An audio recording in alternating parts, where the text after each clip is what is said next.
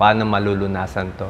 Lahat merong sakit. Ako dati dito, low back, ngayon mid back, minsan sa kamay, minsan sa leeg. Napakahirap nito. Parang may stress ka masyado sa sakit. Diba? Kahit nagpatingin ka sa maraming doktor, maraming therapist, minsan ang hirap-hirap gamutin. Ano ang mga causes nito? Maraming dahilan ba't may low back pain. Marami may low back pain. Yung iba, arthritis, ang masakit tuhod. Merong fibromyalgia, buong katawan masakit. May nerve damage. Pwede naipit yung nerve sa leeg, sa likod, sa kamay. Merong mga autoimmune disease. Pwede rin mga lupus, multiple sclerosis. Merong iba, chronic headache. Yung mga may cancer, lagi may chronic pain. Pwede may injury, nahulog, natumba, tapos lagi nang masakit. Pwedeng bagong opera, naoperahan, tapos ilang taon, masakit pa rin.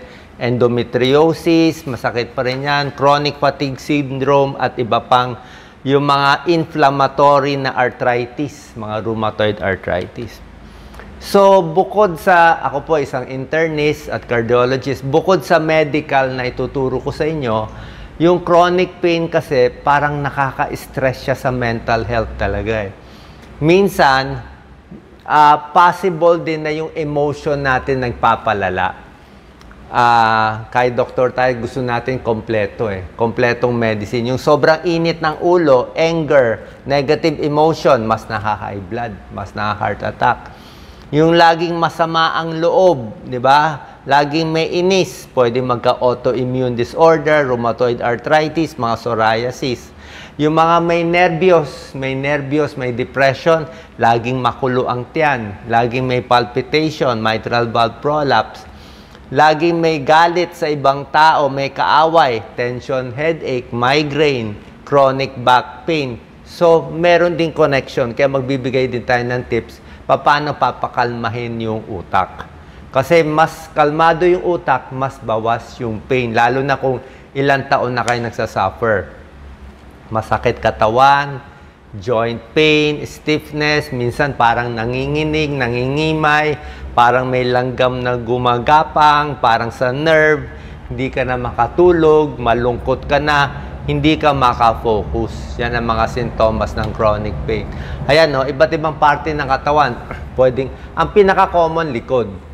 Merong leeg, merong tennis elbow, meron dito sa batok, merong carpal tunnel, merong buong spine lang, meron dito lang sa gitna, merong shoulder pain. Iba't ibang klaseng mga sakit sa iba't ibang klaseng causes. Siyempre, pag ganitong pain, papacheck tayo sa doktor, di ba? The usual, nagpacheck ka, may bali ba, walang bali. Pero despite that, meron tayong magagawa. Ito yung pinaka-home remedy natin. Pwedeng hot and cold therapy, hot compress, cold compress para mabawasan yung sakit. Dahan-dahan stretching and exercise. Kasi kung meron ka nang pain, masakit na yung katawan mo, tapos binibaby mo pa masyado, hindi ka gumagalaw, lalo ka manghihina. Pag lumiit yung muscle natin, hindi na makarga yung katawan, lalong sasakit, lalong mai-sprain yan, mas mahirap. So, gentle exercise and stretching pa rin. Dapat proper ang posture, okay? Pag mali ang posture, yan, problema ko sa kaka-computer. Dapat diretso lang, tapos dito, ayan, no? Yung leeg natin, nakaganyan lagi, eh. Kaya lahat tayo forward head, eh. Lahat na kuba, eh. Kaya 2 fingers dito, ito, chin tuck. Chin tuck lagi, yan. Tapos yung likod, dapat diretso. Dapat rubber shoes. Stable yung rubber shoes natin para hindi matumba. Sinabi ko walang gamot, pero papakita ko rin yung mga options ng over-the-counter mamaya. Pagtulog, napakahalaga ang tulog, kompleto tulog. Tapos, since masakit katawan mo, dapat yung kama, maganda yung mattress. Kasi kung masakit ang mattress, matigas o sobra lambot o sobra tigas, lalong sasakit ang likod. Ang masahe, malaking tulong. Massage. Okay, depende. I think dito sa Pilipinas, meron mga bulag, magaling mag-massage. Pero dapat, ito kasi hiyang talaga eh. Merong magaling, merong hindi magaling, merong iba nagkakamali, lalo na i-injure. Dapat lang, kung ano man massage nyo, dapat suwabe lang. Minsan pumunta ako sa probinsya, nagpapamassage ako. Dapat suwabe lang, walang biglaan. Okay? Pag binigla mo, in-stretch, dati, napunta ako sa isang probinsya, na-stretch ako bigla. Parang napunit yung ano ko dito sa Achilles, napunit yung muscle konti. Like yung ginaganyan-ganyan, ginaganon-ganon, wala pong ganon. Dahan-dahan lang, ha? Walang bigla ang movements. Tapos sabihin mo, wag yung sobra lakas. Yung tamang-tama lang. So, dapat marunong to. Stress reduction, napakahalaga. Merong mga physical therapy, mga stretching. Merong mga pagpumunta ka sa PT, sa rehab, may ultrasound, may TENS kung muscle pain. Merong iba parang acupuncture, dry needling, may hot compress, may cold compress, may massage. Maraming options dyan. Pag sa back pain, kung kaya mo pa, pag medyo okay ka, maganda itong mga stretch na to. Hindi to everyday, siguro every other day at dahan-dahan lang. Itong mga hamstring stretch. Ito masarap to. Ito core abdominal stretch pero hindi lahat kaya. Yung binibend mo yung sarili mo, one side, dahan-dahan yan. Ito, child's pose o parang Arab pose dati ang tawag niyan. Medyo mahirap yan. Tsaka to, single knee to chest to, knee to chest. Yan. Kahit papano, luluwag. Kahit nga nakaupo yung ganitong paikot-ikot, meron din yan para dito sa waist Diba? Hindi maganda matagal nakaupo, hindi rin maganda matagal nakatayo. Dapat pa iba-ibang position. Tapos, relax.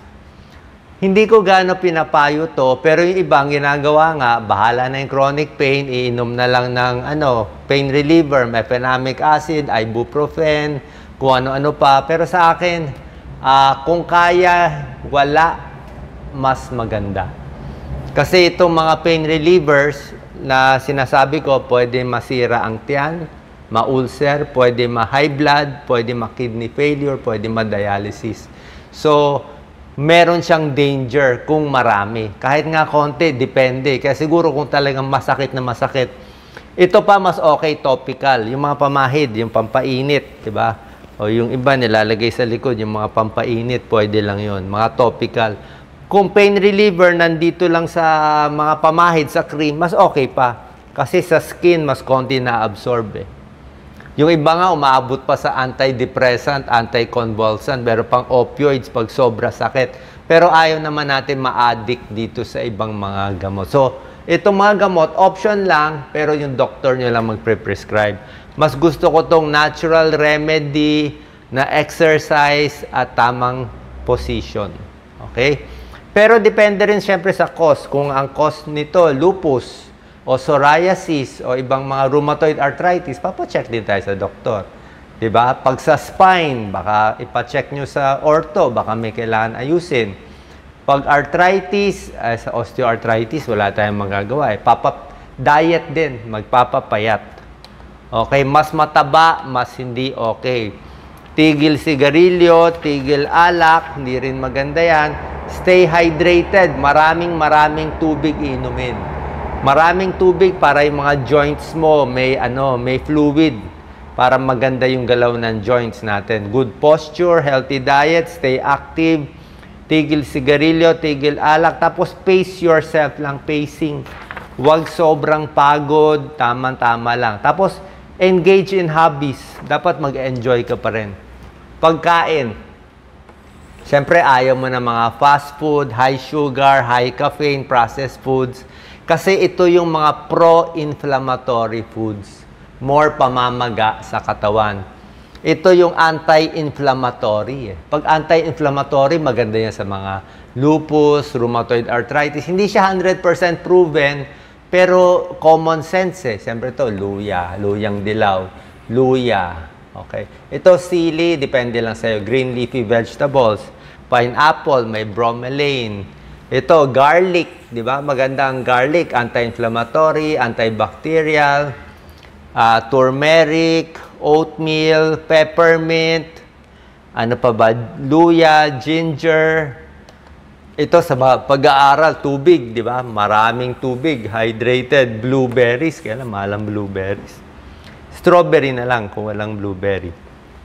Isda, may omega-3 fatty acids, anti-inflammatory din yan. Yogurt, kung may problema sa tiyan. Luya, cherry, wala tayong cherry, pero maganda. Ang ayaw natin, prito, mamantika, puro oily, puro white bread, tataas ang sugar, puro delata, puro soft drinks.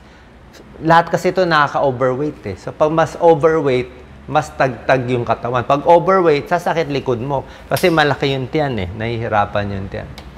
Okay? Dito sa chronic pain syndrome, meron din tayo, dahil nga na-stress ka sobrang sakit, umiinit ang ulo mo. Yan, helpless ka. Hindi ka makatulog. Hindi ka makatulog. Ayan, no? Hindi ka na makaisip lalo. Iniisip mo na lang magkakasakit ka. So, wala pang pain, ine-expect mo na ng utak mo magkaka-pain ka, dahil ninenervyos ka, more anxiety, hindi ka gagalaw, lalo ka magkaka-pain. Ikot ka ng ikot. Kasi natakot ka na eh. Hindi ka pa gumagalaw, takot ka na. So, ano yung mga spiritual technique? Okay? Kahit doktor tayo, dapat kompleto gamutan. Kung kayo mas kalmado, mas hindi galit sa mundo, mas hindi nagbabash, may chronic pain na tayo, wag na tayong manira ng kapwa, wag na tayong mag-chismis, more forgiving, more respectful, more caring.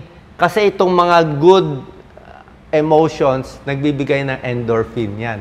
May sariling happy hormones. Kung mabait ka, committed ka, focus ka, mabait ka sa ibang tao. Ayan o, nagdadasal, tumutulong sa kapwa, mabait sa mga maliliit na bagay, respectful ka sa ibang tao, mas masaya ka. Kahit yung sakit ng katawan mo, mawawala eh. Kasi happy ka eh, meron ka natulungan eh. Ito, last slide natin, 10 pwede mong sabihin sa sarili mo. My pain does not define me. Mawawala yan. In control tayo. Patient tayo. Maraming tao tutulong sa akin. Strong and stable, everyday lumalakas ako. I deserve to be healthy and happy. Wala akong negative thoughts and everyday palakas ako ng palakas. Okay? Sana po nakatulong to para sa may chronic pain. Siyempre, magpapacheck up din sa doktor. Pero basically, minsan tayo pa rin mag-i-struggle sa ganitong issue. Salamat po.